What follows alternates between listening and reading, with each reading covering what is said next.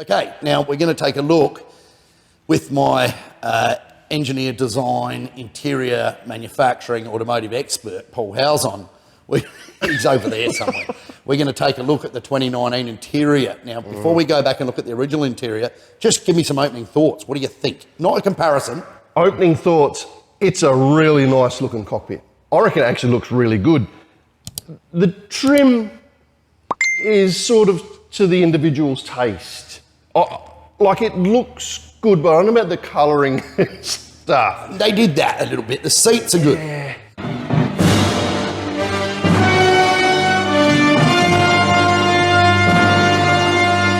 The seats are a nice looking design. They're pretty cool. The dash layout looks pretty good. The centre looks fantastic, but from here, I cannot see where you put your cassette tapes. In the bin. It's very almost ergonomic. The steering wheel's got all your controls on there. The dash looks nice. There's a big knob there that I'm guessing you can play with. This is what happens when you get old people. Old, people and old people. Okay, now I'm not age shaming. Right. I'm not in any position to do that. No, you're not. However, I looked at this interior and what was my first thought? Yeah, you don't like it. I just thought Nissan have clearly run out of money and have gone to the Qashqai Duke X-Trail parts bin and just thrown all of that stuff in there. And you will find a lot of those buttons in the cheap cars. Yep. Buttons are bad, kids. But this is where a company with not a lot of money to spend spends it wisely. You don't go and reinvent the wheel when you've already got them in your parts bin. But wouldn't you want to point a difference between your $250,000 car and your 50 grand car? Not if people are willing to buy it. And that is the problem, because they weren't in droves. These did not sell because by this stage they were getting too old. Yes. And stuff like this didn't help it. To me, that interior has a really bearing feel of cheapness, cheap plastics, and goes away from the original interior, which I really liked because it was considered modern. It was considered something different in the day. Like, it had the Atari screen in it. Yep. Now, interestingly enough, the JDM has got a high quality, high res screen in it, whereas our first 09s had this low res pixelated screen that they only updated to this screen in 2010.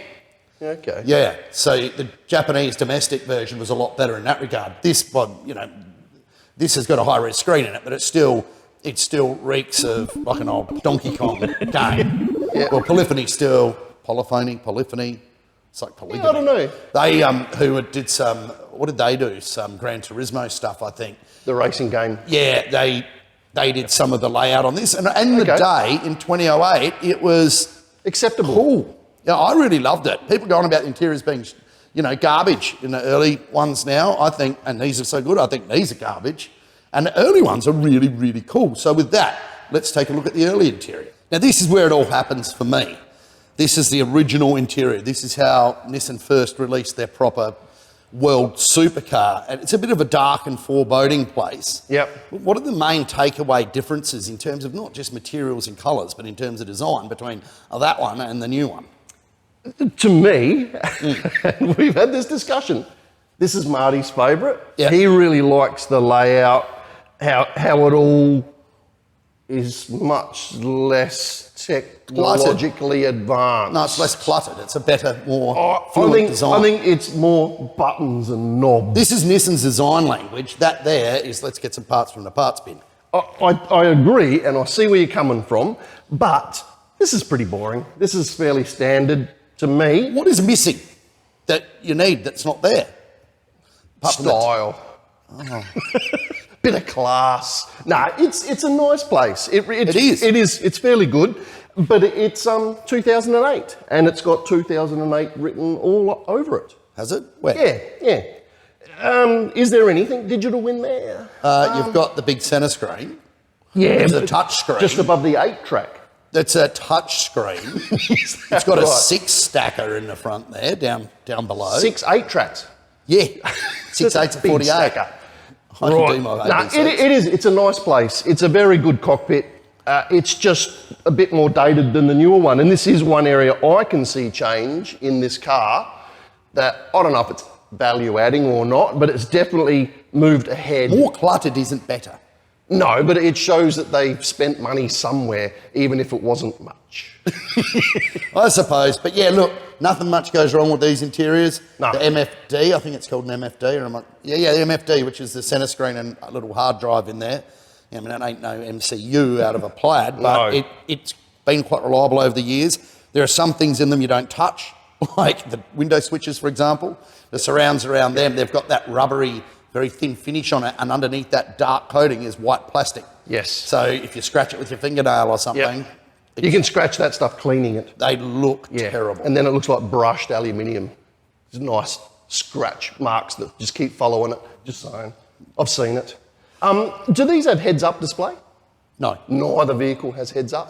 That one might have. No, it doesn't look like it. No. Heads-up displays are a gimmick. Yeah. It's How can mainly- you, but you think you're a fighter pilot? You got HUD. How can you be a fighter pilot without a yoke? I use my heads-up display. I do use it. He's a racer and a home tuner and a heads-up display man.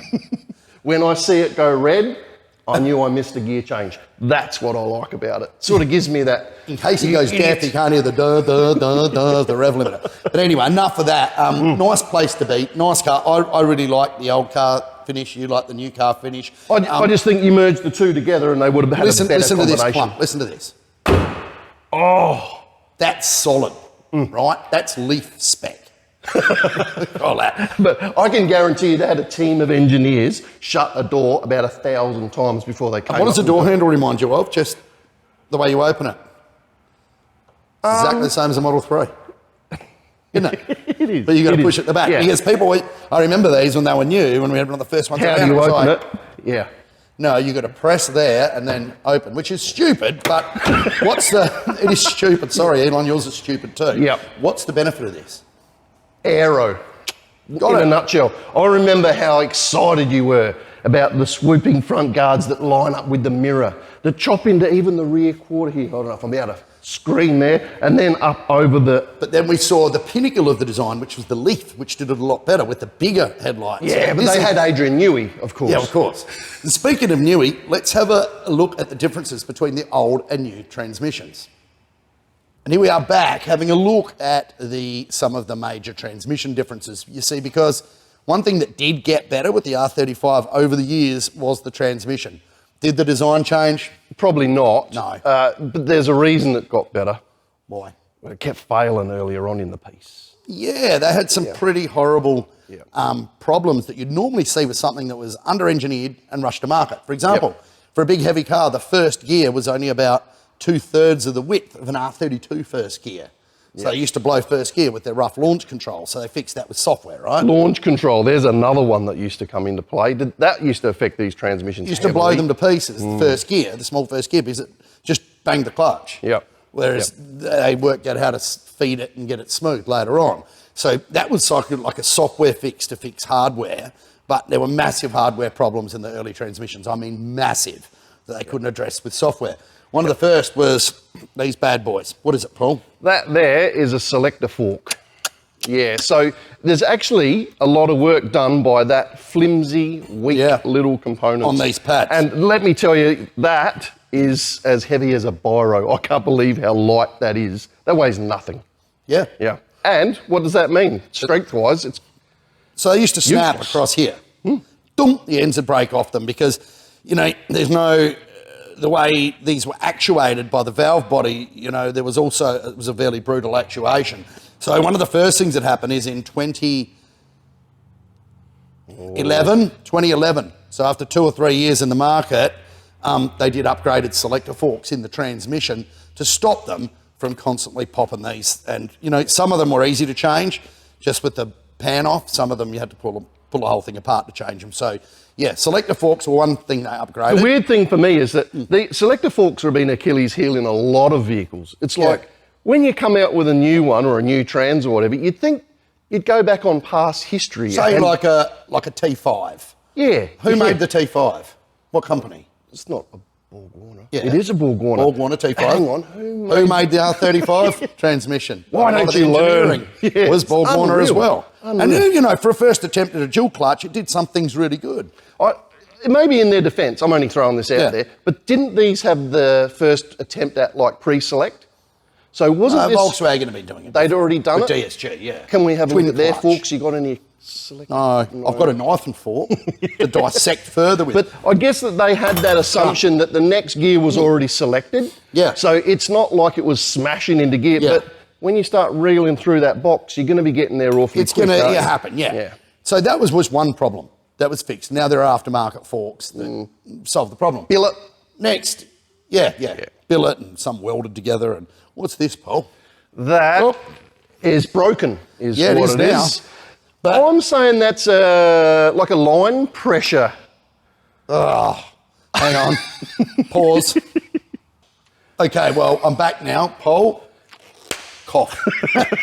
That there is a pressure sensor. Now, inside the GTR transmission are 3 of these pressure sensors. Yep. They're critical.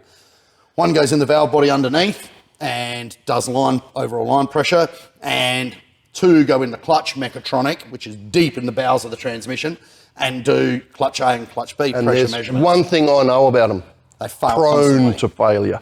Yeah. They're just a really bad design. Internally, they just delaminate and come apart and just go open circuit, and first they go a bit intermittent and then they just die. So there was a big mess of aftermarket replacements for them. And guess what they do? Bugger all. Fail constantly too. Didn't you come up with the fix? Oh, I did, but it was just Right. too complex. Yep. We mounted them old remotely down in the pan so that you could just take the pan off to change them rather than pull the... So that's not fixing the problem though. That was more of a band-aid. Well, it just means it was 1 hour labour to replace them all rather than 9. Yeah. So, and yeah, I think apparently there is a replacement sensor out now that works, but I'm sure Nissan went through their quality control, and whoever the outside supplier was, this is actually like this same sensor part number was used in a Honda Civic from the 90s. Yeah, okay. Transmission. So there So you go. is that a Nissan part or is that Borg? No, it'd be just a generic Chinese part. Yeah, righto. And it doesn't work that well. Junk. That was one problem. And It's the only, early cars, it's only a little pile so far. We got any more bits? oh yeah. So let's have a look at this bit over here. We'll move down. Right. Oh yes. I've got a GTR life hack for you. Exhaust tips, because you take them off, they unscrew, are pen holders. I had one on my desk for years. So there you go. If you want somewhere to put your pens, then use your GTR exhaust tip. Yeah. I Just have a about word of five- advice. If anyone wants Get rid of to, the soot first. if anyone wants to buy one, or we do have lots of them on offer, and we'll even both sign it, your range anxiety pen holder. Yeah, got a skip full of them. Yeah. Right, what do you got here, Marty? It This looks here like is a the valve body. valve body, right? Now, the way it all works, there are pistons that slide back and forth, actuated by pressure, that move those selectors to Yep. shift gears. And those selectors go on there, and that's how it works. Yep. Now, there are magnetic position sensors here, so that the ECU knows where that piston is and how far it's travelled. And in the early 08s, and there's a line pressure sensor there. Yep. Deep in the bowels of the valve body. But you can just pull that out in a car. Yep. Yep.